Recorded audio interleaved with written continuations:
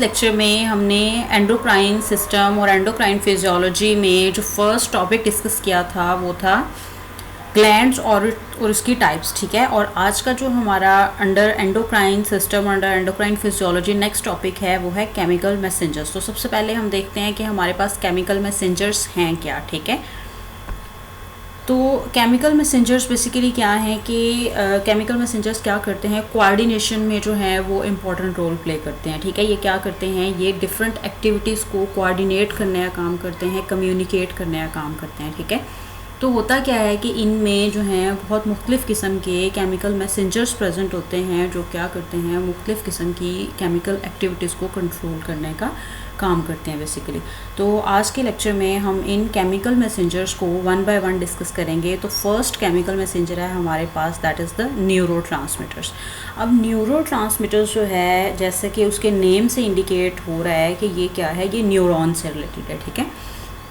तो ये बेसिकली ऐसा न्यूरोट्रांसमीटर है, ऐसा हमारे पास केमिकल मैसेंजर है जो न्यूरॉन का जो एक्सोन होता है उसके एंड टर्मिनल से जो है वो रिलीज़ होता है, ठीक है। और रिलीज़ कहाँ पे होगा, into synaptic junction. Synaptic junction पे जो है वो रिलीज़ होगा। अब सिनेप्टिक जंक्शंस क्या हैं, एक नर्व से दूसरे नर्व के दरमियान का जो कनेक्शन होता है, या फिर एक इफेक्टर सेल से दूसरे इफेक्टर सेल के दरमियान का जो कनेक्शन होता है उसे क्या कहते हैं, सिनेप्टिक जंक्शन, ठीक है। तो ये तो हमने क्लियर की वो वाली पोजीशन जहाँ पे न्यूरोट्रांसमीटर्स रिलीज़ हो रहे हैं, ठीक है। तो न्यूरोट्रांसमीटर्स कहाँ पे रिलीज़ हो रहे हैं, इनटू सिनेप्टिक जंक्शन और सिनेप्टिक क्लेफ्ट, ओके। तो ये क्या करते हैं, ये जो न्यूरोट्रांसमीटर्स हैं ये लोकली एक्ट करते हैं, ठीक है। लोकली एक्ट मतलब क्या करते हैं कि ये जो उसके आसपास के जो एरियाज़ होते हैं उन पे क्या करते हैं, ये एक्ट करते हैं। लाइक ये क्या करते हैं, ये नर्व सेल के फंक्शन को कंट्रोल करने का काम करते हैं, ठीक है। तो ये लोकली जो है वो कोऑर्डिनेट करते हैं आसपास के एरियाज़ में। तो नेक्स्ट है हमारे पास, that is the endocrine hormone. तो एंडोक्राइन हार्मोन हमारे पास क्या हैं, ये ऐसे हार्मोन्स हैं जो क्या करते हैं, ब्लड में रिलीज़ होते हैं, ठीक है। लास्ट लेक्चर में, प्रीवियस लेक्चर में हमने ग्लैंड्स वाले लेक्चर्स में डिस्कस किया कि एंडोक्राइन ग्लैंड्स, ठीक है। एंडोक्राइन ग्लैंड्स की हमने बात की थी कि ये क्या है, ये डक्टलेस ग्लैंड्स हैं, ठीक है। इनमें डक्ट्स मौजूद नहीं होती।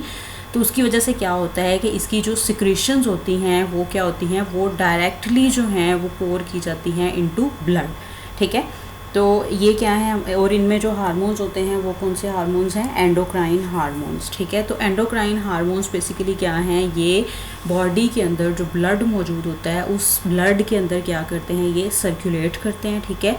और उस ब्लड के थ्रू जो है बॉडी के अंदर जो डिफरेंट और डिस्टेंट प्लेसेस होती हैं, लोकेशंस होती हैं, उन तक जो है ये पहुंचते हैं और फिर उसकी जो फंक्शनिंग होती है उसको कंट्रोल करने का काम करते हैं, ठीक है। लाइक अगर बॉडी में जो है कोई काम जो है वो इनिशिएट करवाना है या कोई काम जो है उसे स्टॉप करवाना है तो उसमें हेल्प आउट करते हैं, या फिर रेट को जो है वो स्लो डाउन करना है या हाई करना है उसको भी कंट्रोल करने का ये एंडोक्राइन हार्मोन्स काम करते हैं, ठीक है।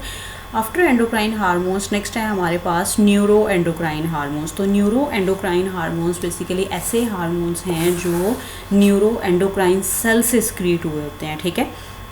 और ये न्यूरो एंडोक्राइन सेल्स क्या करते हैं, जिनसे ये न्यूरो एंडोक्राइन हार्मोन रिलीज़ होते हैं, वो क्या करते हैं, ये सेल्स जो हैं वो सर्कुलेटिंग ब्लड में रिलीज़ होते हैं, ठीक है।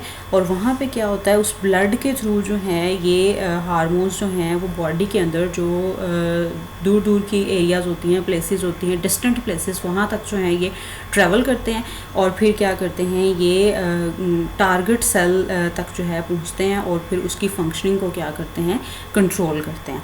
अब इसमें जो है हमारे पास पिट्यूटरी हार्मोन की हम बात कर रहे हैं। क्या है कि पिट्यूटरी ग्लैंड प्रेजेंट होता है, उसकी जो पिट्यूटरी ग्लैंड की इंटीरियर पिट्यूटरी लोब होती है, उसके जो हार्मोन्स होते हैं उन तमाम हार्मोन्स को कहा जाता है कि ये सारे के सारे हार्मोन्स क्या कहलाते हैं, न्यूरो एंडोक्राइन हार्मोन्स, ठीक है। क्योंकि ये जो हार्मोन्स हैं इन पे जो है वो नर्वस सिस्टम जो है वो असरअंदाज होता है, ठीक है।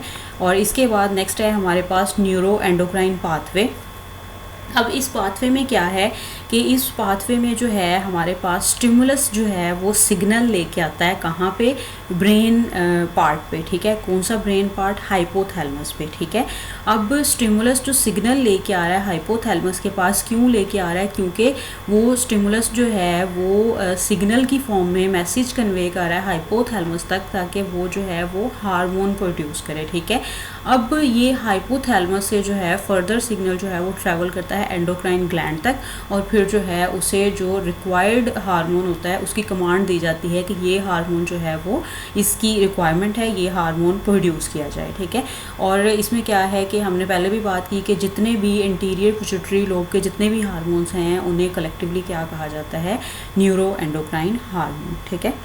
तो इसके बाद नेक्स्ट है हमारे पास न्यूरो एंडोक्राइन पाथवे के बाद, बल्कि न्यूरो एंडोक्राइन पाथवे जो है बेसिकली ये क्या है, लाइक ब्रेन और एंडोक्राइन सिस्टम जो है इसमें इन दोनों की इन्वॉल्वमेंट है, ठीक है। इसमें क्या होता है कि ये दोनों जो हैं वो रोल प्ले करते हैं इसकी फंक्शनिंग में। अब जो न्यूरो है वो आपको पहले पता है कि नर्वस सिस्टम से रिलेटेड है, ठीक है। और एंडोक्राइन मींस कि इसका जो हार्मोनल सिस्टम है वो इसमें इन्वॉल्व हो रहा है, ठीक है। तो ये बोथ जो हैं इसमें क्या करते हैं, कलेक्टिवली क्या करते हैं, फंक्शन परफॉर्म करते हैं, कोऑर्डिनेशन में हेल्प करते हैं, ठीक है। इसके बाद नेक्स्ट है हमारे पास fourth type of hormones, that is the paracrine, ठीक है। अब पैराक्राइन हार्मोन्स जो हैं ये बहुत इंटरेस्टिंग है। इंटरेस्टिंग इस तरह से कि ये क्या करते हैं, ये ऐसे हार्मोन हैं, ऐसे सेल हैं जो क्या करते हैं, केमिकल्स को स्क्रीट करते हैं, ठीक है। केमिकल्स को स्क्रीट करते हैं, रिलीज़ करते हैं कहाँ पे, जो एक्स्ट्रा सेलुलर इन्वायरमेंट होता है, जो बाहर का फ्लूइड है, एक्स्ट्रा सेलुलर फ्लूइड, वहाँ पे जो है ये केमिकल्स को रिलीज़ करेंगे, ठीक है। और फिर क्या करेंगे, जैसे आप ये जो है ये देख सकते हैं, ये आपके पास क्या है, एक सिग्नलिंग सेल नज़र आ रहा है आपको, ठीक है। अब इस सेल ने क्या किया, केमिकल्स को रिलीज़ किया एक्स्ट्रा सेलुलर इन्वायरमेंट में। ये जो आपको नज़र आ रहे हैं ये केमिकल्स हैं, ठीक है। एक्स्ट्रा सेलुलर इन्वायरमेंट में केमिकल्स को रिलीज़ किया। अब इन केमिकल्स ने क्या किया कि इन केमिकल्स ने अफेक्ट करना है जो इसके इर्द गिर्द नेबरिंग सेल्स हैं, उन सेल्स को क्या करेगा, उनको इफ़ेक्ट करेगा, ठीक है। उनकी जो एक्टिविटीज़ हैं उनको क्या करेगा, उन पे इफ़ेक्ट करेगा, उनको चेंज कराएगा, ठीक है। अब नेक्स्ट है हमारे पास ऑटोक्राइन सेल्स, ठीक है। ऑटोक्राइन सेल्स क्या हैं हमारे पास, ये ऐसे सेल्स हैं, ठीक है, जो क्या होते हैं कि सिक्रीट हुए होते हैं cell, like extra cellular fluid. Simple हम इस तरह से देखते हैं कि ये हमारे पास क्या है, ये ऑटो सिग्नलिंग है, ठीक है, ऑटोक्राइन सिग्नलिंग है। इसमें क्या है, ये सेल है, सेल क्या कर रहा है, ये केमिकल्स रिलीज़ कर रहा है, ठीक है। केमिकल्स एक्स्ट्रा सेलुलर इन्वायरमेंट में रिलीज़ कर रहा है। अब वही केमिकल्स जो हैं इस सेल की रिसेप्टर सेल्स के साथ जो हैं वो केमिकल्स आके अटैच होते हैं, और उसी सेल की जो एक्टिविटीज़ हैं उसको क्या कर देते हैं, चेंज कर देते हैं, आल्टर कर देते हैं, ठीक है। तो ये क्या है, ये ऑटोक्राइन सेल है, ठीक है। ये क्या करते हैं, affect the function of same cell from which they are secreted, ठीक है। जहाँ से ये सिक्रेट हो रहे हैं उसी सेल के फंक्शन को क्या कर देते हैं, ये इफेक्ट करते हैं उस फंक्शन, उसी सेल के फंक्शन पर, ठीक है। और इसके बाद नेक्स्ट है हमारे पास इंट्राक्राइन्स। और इंट्राक्राइन में बेसिकली क्या होता है कि intracrine refers to a hormone that acts inside a cell, ठीक है। ये ऐसे हार्मोन्स हैं जो सेल के अंदर जो हैं वो एक्ट करते हैं, ठीक है। क्यों, क्योंकि वो रेगुलेट करते हैं इंट्रासेलुलर इवेंट्स को, इसलिए जो हैं वो उसके अंदर एक्ट करते हैं, ठीक है।